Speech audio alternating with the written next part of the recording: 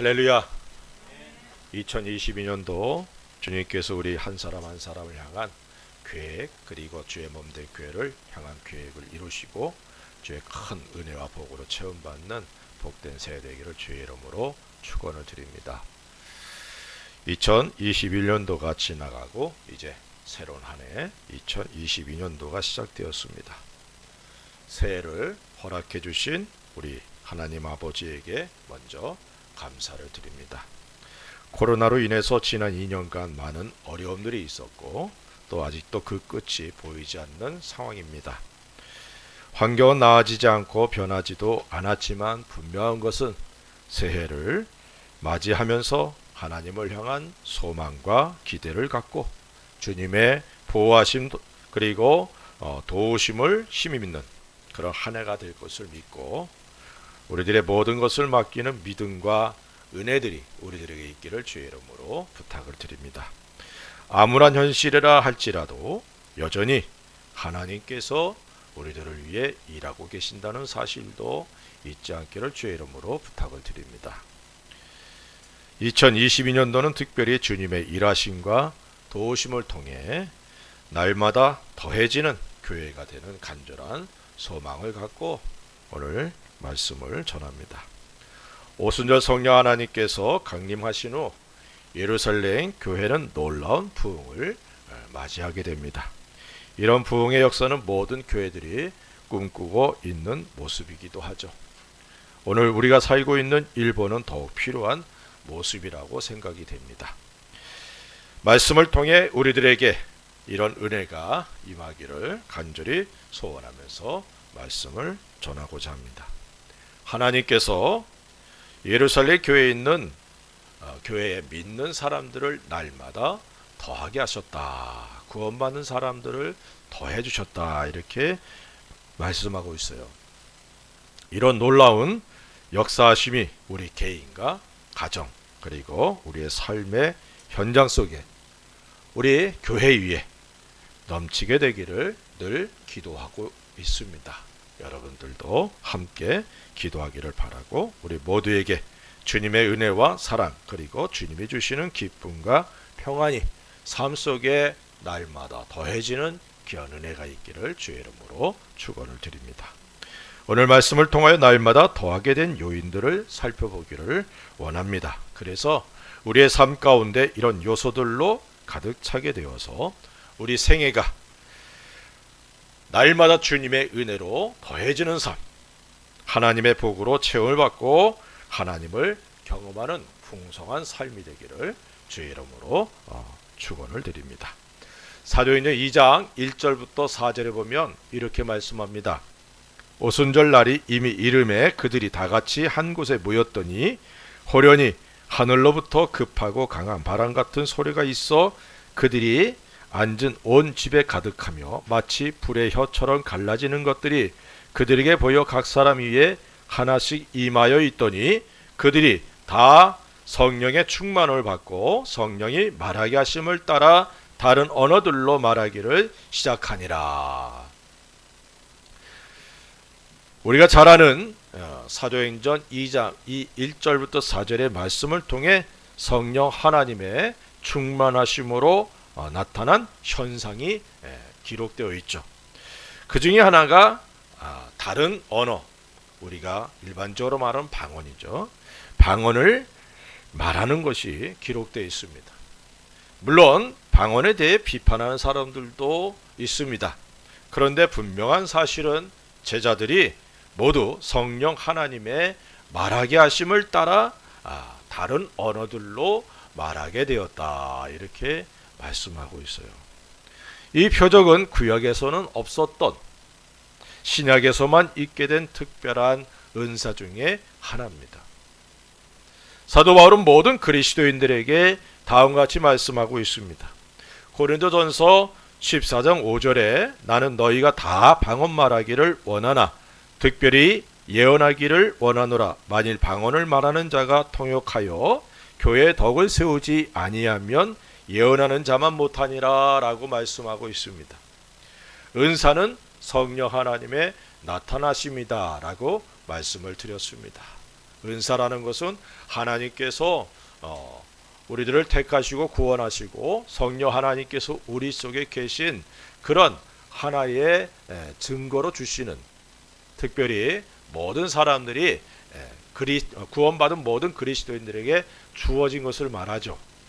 그런데 그것을 개인적으로 주신 것이기 때문에 이것은 성령 하나님의 나타나심으로 이렇게 고린도전서 12장에서 말씀하고 있어요. 우리 모두가 방언을 말하게 되기를 주님의 이름으로 축원을 드립니다. 그러나 말씀으로 충만케 되어서 말씀으로 가르치고 권면하고 바로잡아주는 예언의 은사가 더 넘쳐나기를 주의 이름으로 축원을 드립니다. 아멘. 그리고 이 모든 것을 질서 있게 사용해야 된다는 사실도 우리가 잊어서는 안 되죠.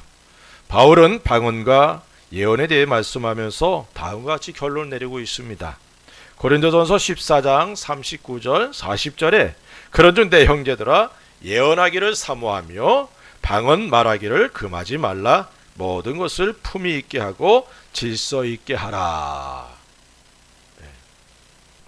성령 하나님으로 충만한 그런 모습이 예루살렘 교회에 있었다는 것이죠.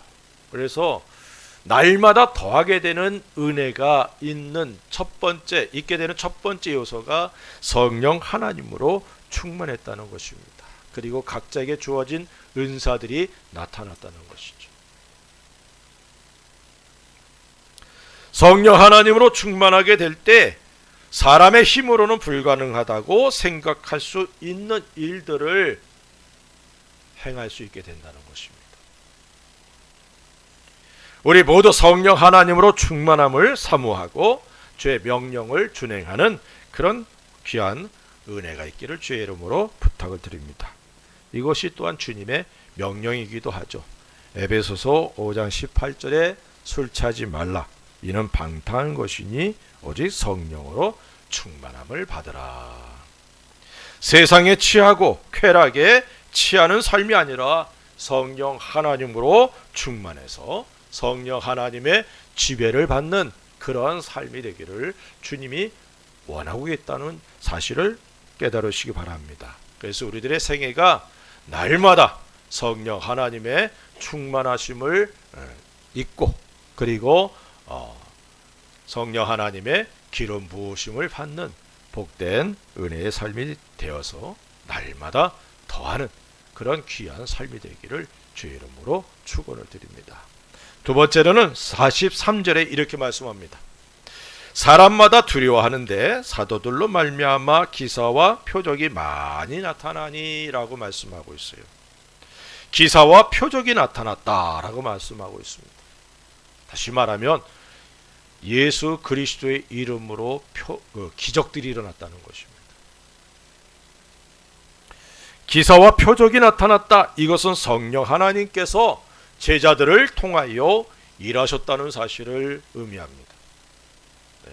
성령 하나님께서 어떤 한 개인이나 어떤 한 집단에 강하게 임하셔서 큰 일들을 행하십니다. 병든 자가 낫고 더러운 귀신이 떠나가는 그런 역사들, 부인할 수 없는 성령 하나님의 일하심. 이것이 예루살렘 교회에 강하게 일어났습니다. 기사와 표적이 일어났다는 거예요. 저는 이 일을 위해서 늘 기도하고 있습니다. 지난해 성령 강림 주일을 전후해서 성령 하나님에 대해서 말씀을 전했죠. 그래서 성령 하나님의 기름 부으심, 성령 하나님의 부인할 수 없는 임재하시고 일하시고 나타나시고 운행하시고 위로해 주시는 놀라운 성령 하나님의 사역들에 대해서 말씀을 전했습니다. 듣고 잊어버리면 안 돼요. 우리의 삶 속에 이 성령 하나님의 은혜가 임하길 위해 기도해야 됩니다. 성령 하나님, 내게 기름 부어 주옵소서. 부인할 수 없는 성령 하나님의 임재하심이 오순절 다락방에 임했던 것 같이 나타나게 하소서. 성령 하나님, 부인할 수 없는 일하심이 있기 원합니다. 성전 미문에 앉아있던 안진뱅이 일어나서 적대자들도 부인할 수 없다라고 고백할 그런 놀라운 성령 하나님의 일하심이 있기 원합니다. 주여 내게 은사를 강하게 나타나게 하셔서 내가 더 강하고 담대하게 하옵소서. 성령 하나님 우리 가운데 운행하셔서 우리의 모든 것들을 만족하게 해주시고 만져주시고 치료해 주시고 회복시켜 주옵소서. 주님, 내가 위로가 필요합니다. 세상 사람들에게 받을 수 없는 위로 성령 하나님은 해 주실 줄 믿습니다. 내게 위로해 주옵소서. 이러한 성령 하나님의 은혜가 우리 가운데 임하길 위해 기도해야 될 줄로 믿습니다. 특별히 교회의 표적과 기사가 예수 그리스도의 이름으로 강하게 나타나기를 위해 기도해야 될 줄로 믿습니다. 그럴 때 날마다 더하는 믿는 무리의 수가 더하는 그런 은혜가 임하게 되고 우리 개개인의 삶에도 하나님의 은혜가 넘치게 됨을 믿으시기를 주의 이름으로 축원을 드립니다. 마가복음 16장 17절 18절에 이렇게 말씀하고 있습니다. 믿는 자들에게는 이런 표적이 따르리니 곧 그들이 내 이름으로 귀신을 쫓아내며 새 방언을 말하며 뱀을 집어올리며 무슨 독을 마실지라도 해를 받지 아니하며 병든 사람에게 손을 얹은즉 나으리라 하시더라 라고 말씀하고 있습니다. 믿는 사람들에게 이런 표적이 나타난다는 거예요. 저는 이 말씀을 읽으면서 아쉬운 점이 하나 있어요. 여기에 목사들에게만 이 말을 넣었으면 목사의 권위가 얼마나 높아지겠어요. 그죠? 근데 이상하게 성도들은 목사에게 이게 다 있어야 된다고 생각을 해. 그래가지고 목사님에게 그냥 막 이거 다 요구한다고. 그런데 중요한 건 믿는 이들이에요. 아멘? 믿는 자들, 바로 구원받은 나에게 주의 몸되기에 필요한 은사와 능력들을 허락해 주신다는 겁니다. 믿습니까? 아, 우리 목사님 이게 없어. 그건 누군가에게 있다는 거예요. 아멘. 엄밀하게 말하면 목사는 그냥 주님의 말씀 전하는 입술의 역할을 하고 있는 거 아닌가라는 생각이 들기도 합니다. 그런데 여러분들은 전부 목사 다 해주길 바래. 그러지 말고 내게 주신 은사 깨닫고 발견해서 잘 활용하는 것이 주님에게 영광이 됨을 믿으시기를 바랍니다. 예수 그리스도의 이름으로 표적들이 일어나서 예수 그리스도의 이름이 증거되고 많은 영혼들이 주님께 더해지는 은혜가 있기를 사모하면서 늘 기도하는 저와 여러분들이 되어야 될 줄로 믿습니다. 또한 믿고 병든 자들을 위해 기도하는 여러분들이 되기 바랍니다. 일하시는 것은 우리 하나님이시죠. 내가 하는 것 아닙니다. 사람이 하는 것이 아니에요. 오직 하나님께서, 성령 하나님께서 우리를 통해 일하신다는 사실을 믿으시기 바랍니다. 우리 모두에게 그리고 주님의 몸된 교회 위에 성령 하나님의 능력의 불이 강하게 임하고 성령 하나님의 기름 부어주심이 넘쳐서 복음이 확산되는 그런 귀한 은혜가 넘쳐나는 한 해 우리의 생애가 되고 주의 몸된 교회가 되기를 주의 이름으로 축원을 드립니다. 우리의 삶 속에 날마다 더하는 은혜가 있기를 원한다면 우리가 받아야 될 것이 있어요. 첫째는 가르침을 받아야 됩니다. 42절에 이렇게 말씀합니다. 그들이 사도의 가르침을 받아 서로 교제하고 떡을 떼며 오로지 기도하기를 힘쓰니라 라고 말씀하고 있습니다. 예수 그리스도와 그분의 말씀에 대해 올바른 지식을 가지고 있어야 돼요. 주님을 바로 알고 내게 주신 은혜가 무엇인지 이것에 대해서 제대로 알지 못하면, 그리고 나를 위해 하늘에 쌓아두는 하나님의 놀라운 상급과 영광이 무엇인지를 알지 못한다면 우리는 이 땅의 것에 마음과 생각 빼앗겨서 살아갈 수밖에 없다는 겁니다. 그래서 말씀에 대해 잘 가르침을 받아야 됩니다. 본문에서도 사도의 가르침을 받아라는 구절의 말씀이 있죠. 이 말은 초대교회 성도들의 삶은 사도들의 가르침을 받아 행해졌다는 것을 의미합니다. 사도들이 가르쳤다 그러니까 아주 특별한 걸 가르쳤다고 생각하면 큰 오해입니다.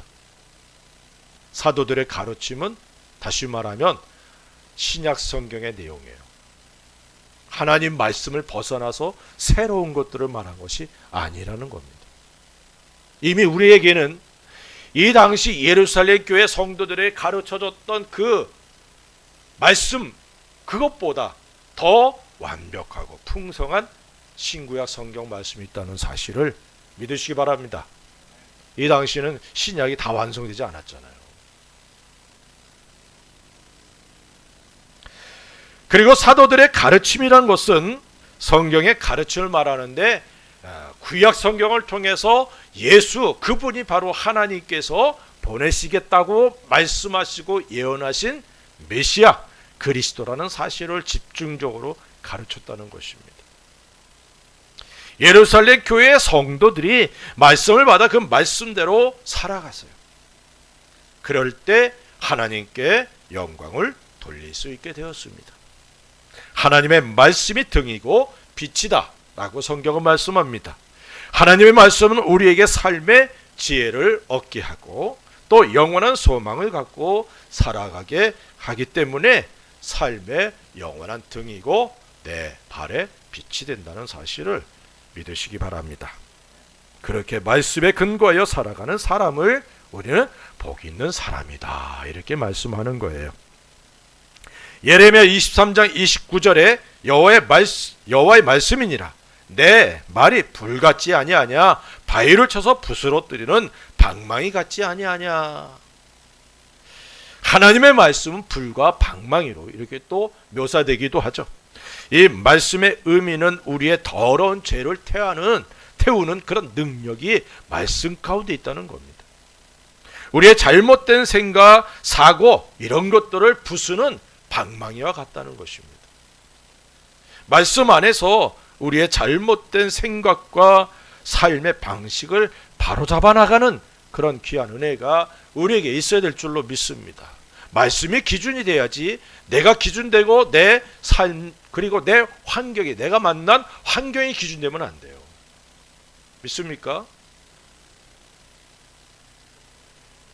또한 하나님의 말씀은 거울이라고 말씀하고 있어요. 말씀을 통해 우리의 현재 모습, 미래의 모습을 볼 수가 있습니다. 말씀을 통해 우리의 영적 상태를 점검하는 그런 귀한 은혜가 우리에게 있어야 될 줄로 믿습니다. 히브리서 4장 12절엔 이렇게 말씀합니다. 하나님의 말씀은 살아있고 활력이 있어 좌우에 날선 어떤 검보다도 예리하여 혼과 영과 및 관절과 골수를 찔러 쪼개기까지 하며 또 마음의 생각과 뜻을 판단하나니 라고 말씀하고 있습니다. 하나님의 말씀은 아주 예리한 칼과 같다, 이렇게 말하고 있어요. 우리의 잘못된 심령을 도려내는 수술하는 칼. 그래서 우리가 말씀을 들을 때 수술하듯이 아프게 느껴질 때가 있어요. 그럴 때 이런 반응을 보이죠. 오늘 목사가 나를 말씀으로 때리고 있어, 나를 찌르고 있어. 아니에요. 말씀이 우리의 잘못된 부분을 도려내는 거예요. 아픔이 있죠. 그러나 그게 은혜입니다. 믿습니까? 말씀을 들을 때 이런 은혜가 임해야 돼요. 이런 때 우리의 잘못된 부분을 하나님께서 말씀을 통해 도려내시고 우리의 삶의 은혜로 채워주시는 겁니다. 말씀은 우리의 행동 지침이 된다는 사실도 잊지 않길 바랍니다. 시편 119편 59절에 내가 내 행위를 생각하고 주의 증거들을 향하여 내 발길을 돌이켜 싸우며, 말씀을 통해서 내 삶의 길이 잘못됐다는 걸 깨닫고 돌이키는 거예요. 바로 잡아 나가는 것입니다. 말씀이 삶의 잣대가 되고 기준이 된다는 사실을 믿으시기 바랍니다. 그래서 말씀의 근거에 생각하고 행동할 수 있고 말할 수 있어야 돼요. 말씀 따로 내 삶 따로 되면 안 됩니다. 디모데후서 3장 16절 17절에 이렇게 말씀합니다. 모든 성경은 하나님의 감동으로 된 것으로 교훈과 책망과 바르게 함과 의로 교육하기 유익하니 이는 하나님의 사람으로 온전하게 하며 모든 선한 일을 행할 능력을 갖추게 하려 함이라. 말씀이 성도들을 온전케 한다 그랬어요. 자주 넘어져도 말씀이 다시금 이렇게 세워주는 거예요. 새롭게 해주는 거예요. 날마다 말씀 안에 새롭게 되는 은혜가 임하는 겁니다. 선한 일에 온전케 하고 우리로 성장하도록 한다는 사실을 믿으시기 바랍니다. 그러기 위해서 말씀을 통해 교훈받고 책망받고 바르게 함 의로 교육을 받아야 된다는 거예요. 말씀을 통해 위와 같은 유익들을 우리는 얻을 수가 있습니다. 그렇기에 말씀을 실천함에 있어서는 신속해야 돼요. 말씀이 깨달아지면 그 말씀을 따라 지체 없이 순종할 수 있는 우리가 되어야 될 줄로 믿습니다. 말씀의 가르침을 받아서 순종할 때 날마다 더해지는 그런 은혜가 있게 됨을 믿으시기 바랍니다. 둘째로 칭송을 받아야 돼요. 말씀을 가르침을 받는 것만이 아니라 칭송을 받아요. 47절에 하나님을 찬미하며 또 온 백성에게 칭송을 받으니, 백성들, 여기 백성들은 믿지 않는 사람들입니다. 특별히 예루살렘 백성들, 그 주민들은 말이죠, 예수님을 십자가를 못 박으라고 외쳤던 사람들이에요. 아주 적대감이 강한 사람들입니다. 그런데 그런 사람들이 그리스도인들, 예루살렘 교회 성도들을 보고 칭송했어요. 총독 폴리니우스라는 사람이 그리스도인들의 생활에 대해 트라얀 황제에게 보고하기를 그들은 법 이상을 실천하는 사람들이다, 이렇게 보고했어요. 인정하는 삶이었습니다. 그리스도인들의 삶이 다른 사람들에게 선한 영향을 주었다는 것을 알 수 있죠. 그래서 그들로 하여금 교회의 일원이 되는 것에 대해 거부감을 갖지 않겠다는 겁니다. 오늘날 우리의 시대에도 동일하게 이런 삶의 자세가 필요합니다. 왜 교회가 욕을 먹고, 왜 교회가 비방을 받습니까? 왜 개독인이란 말을 들어요? 한국에서 아주 기독교인들을 비하는 말 아닙니까? 물론 비방하고 비판하기 위해서 하는 말도 있지만 교회가 교회답지 못하고 그리스도인이 그리스도인답지 못하니까 그런 거예요. 저희 어릴 때만 해도 부모님들은 교회를 안 가도 교회 가면 좋은 거 배우니까 너 교회 가, 이래서 아이들을 교회 많이 보냈어요. 여름 성경학교 하면 아주 아이들이 막 떼로 몰려오지 않았습니까? 요즘 그렇게 하나요? 우리 집 주변에 교회에 들어오면 집값 떨어진다고 생각하는 사람들이 한국의 대다수일 겁니다. 그만큼 빛을 발하지 못하는 거예요. 소금이 만일 맛을 잃으면 어떻게 돼요? 밖에 버리우고 사람들에게 밟힌다 그랬어요. 예루살렘 교회 성도들은 믿지 않는 사람들, 적대하던 사람들에게 칭송을 받았어. 우리가 이런 삶을 살아야 될 줄로 믿습니다. 이게 바로 그리스도의 향기를 바라는 삶이고, 선한 행실을 통해 다른 사람들에게 칭송을 받는 그런 삶이 돼야 하나님께서 날마다 더해 주시는 그런 귀한 은혜들을 베풀어 주신다는 걸 깨달으시기 바랍니다. 그리고 행해야 될 것이 있습니다. 첫째로 힘써야 될 것이 있는데, 교제와 기도에 힘을 썼어요. 42절에 그들이 사도의 가르침을 받아 서로 교제하고 떡을 떼며 오로지 기도하기를 힘쓰니라.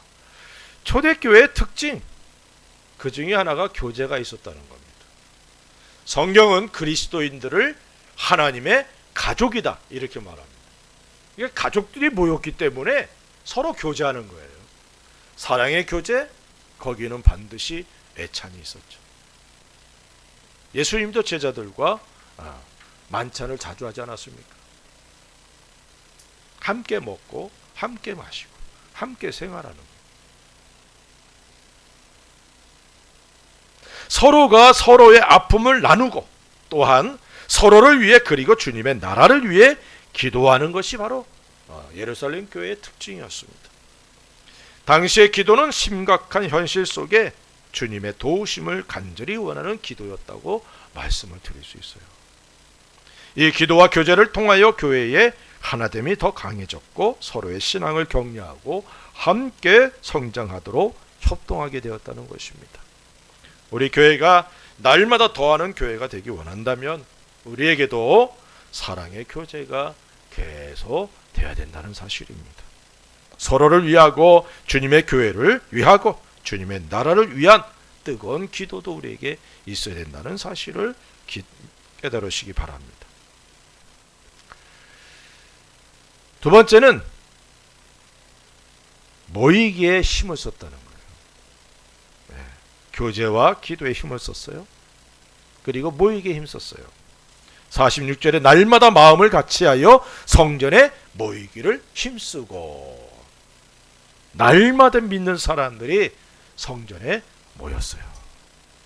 그냥 모인 것이 아니라 힘썼다는 거예요. 힘썼다는 건 뭐예요? 모이지 못하게 하는 여러 가지 요건들, 환경들이 있어도 그것을 극복하고 힘썼다는 거예요. 모이기. 그 당시는 모든 날들이 바로 주님을 경험하는 날이었습니다. 매일매일이 주님의 부활을 경험하고 성령 하나님의 일하심을 체험하는 그런 귀한 은혜의 날이었습니다. 모이는 것이 그래서 기쁨이고 즐거움이었죠. 오늘날도 마찬가지입니다. 교회 모임에 열심히 참석하는 분들이 날마다 주님의 은혜를 경험하고 기쁨과 즐거움을 갖고 자신의 삶을 주님께 드리게 되는 것이죠. 그렇게 우리는 모이기를 힘써야 합니다. 모일 때마다 주님의 은혜와 사랑 그리고 성도 간의 사랑이 넘치기를 위해 서로가 희생하고 헌신하는 우리 교회가 되어야 될 줄로 믿습니다.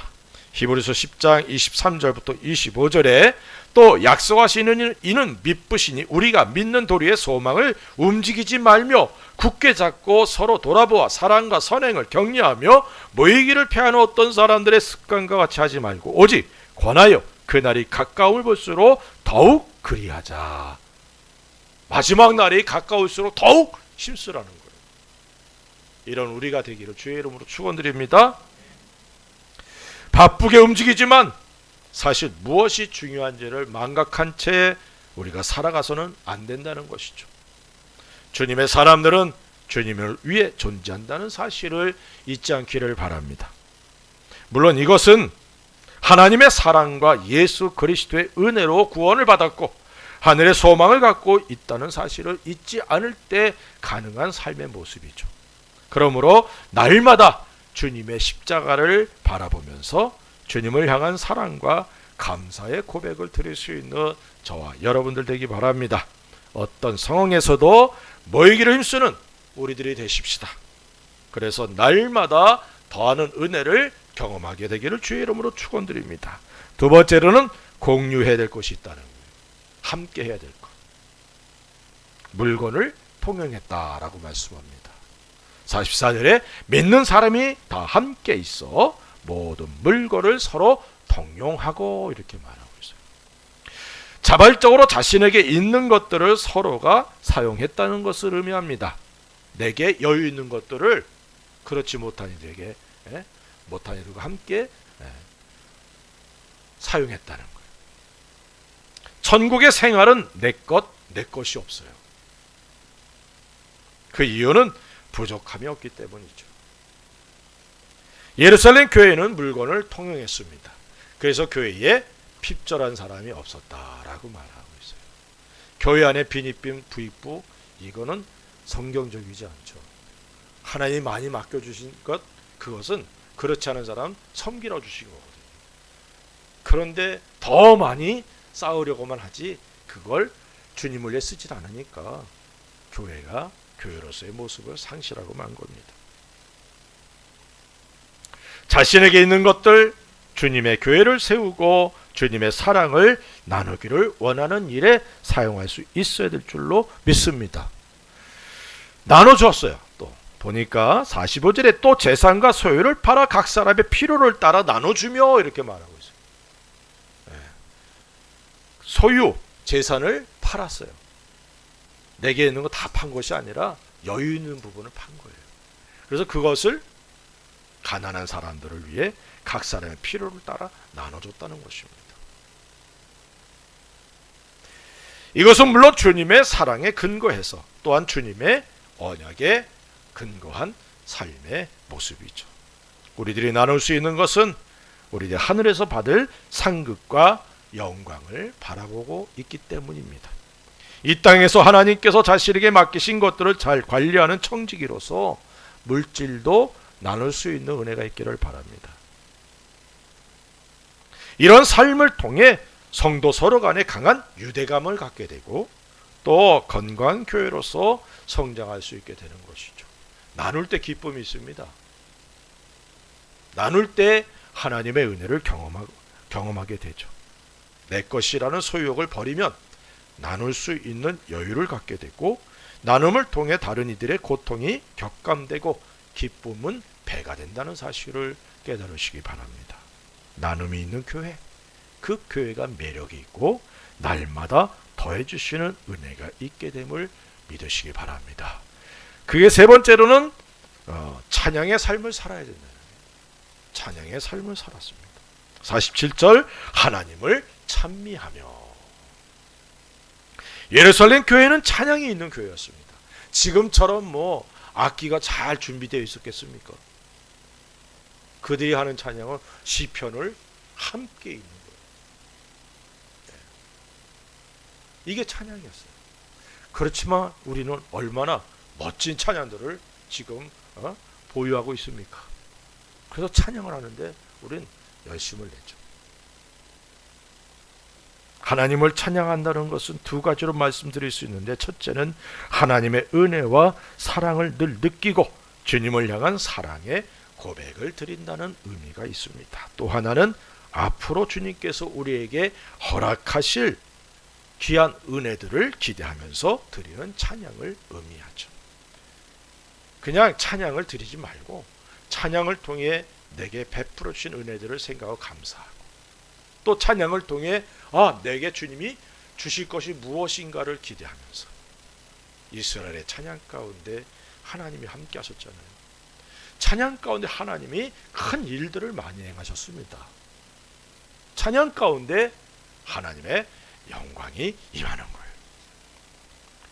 그래서 우리들의 삶에 찬양이 넘치는 삶이 되기를 바랍니다. 다윗은 그의 삶이 찬양의 삶이었어요. 그는 고백하기를 내가 매일 하나님을 향해 찬양하는데 하루에 7번씩 찬양했다라고 말해요. 7곡을 딱 찬양한 것이 아니라 찬양의 삶이었다는 것이죠.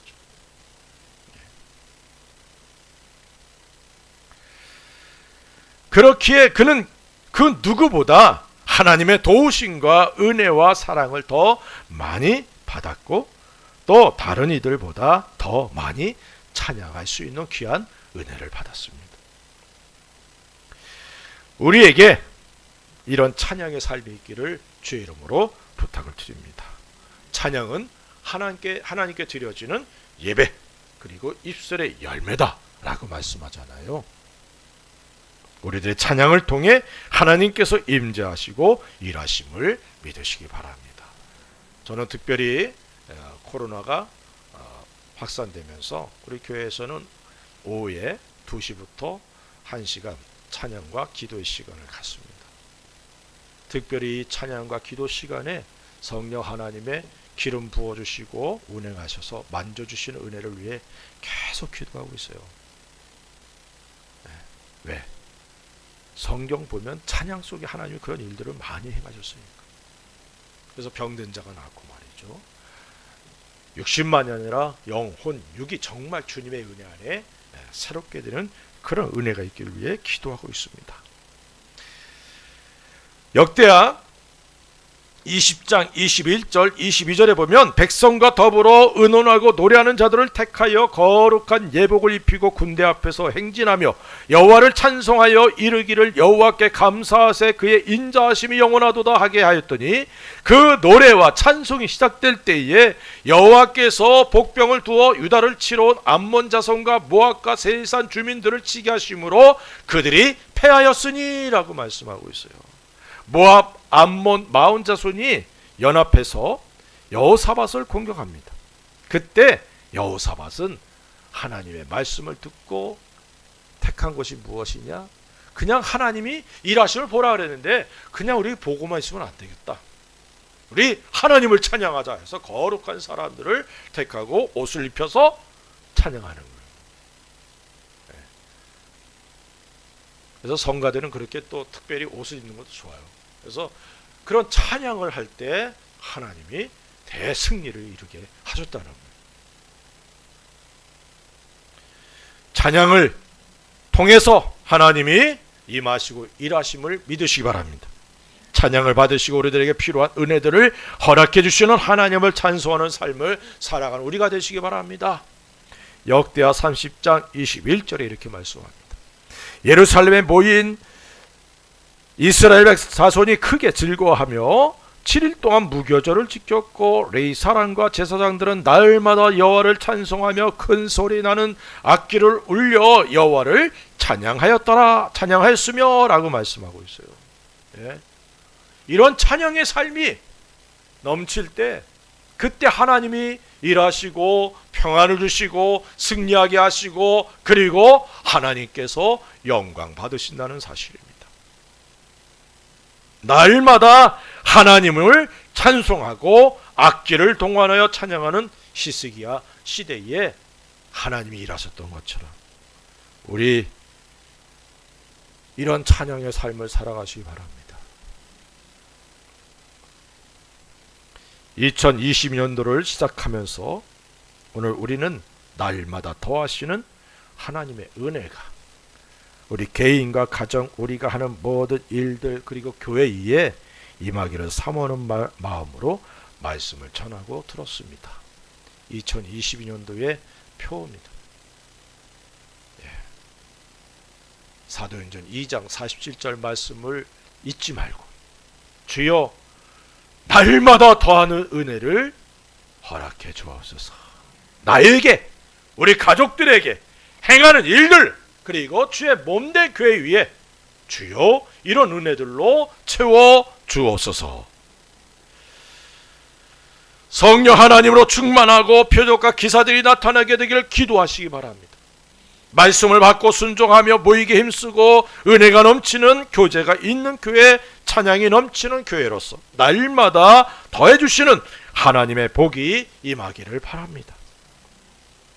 우리에게 무한히 주시기를 기뻐하시는 주님을 찬양하고 이제부터 주님의 은혜와 사랑 그리고 일하심과 도우심과 강건케 하심과 능력 주심과 복 주심이 날마다 더하게 되기를 위해 날마다 기도하며 날마다 주님의 뜻을 구하고 날마다 주님과 동행하고 날마다 하나님을 찬양하는 우리들의 삶이 되기를 그래서 날마다 더하시는 하나님의 귀한 은혜와 복을 받게 되기를 우리 주 예수 그리스도의 이름으로 간절히 축원합니다.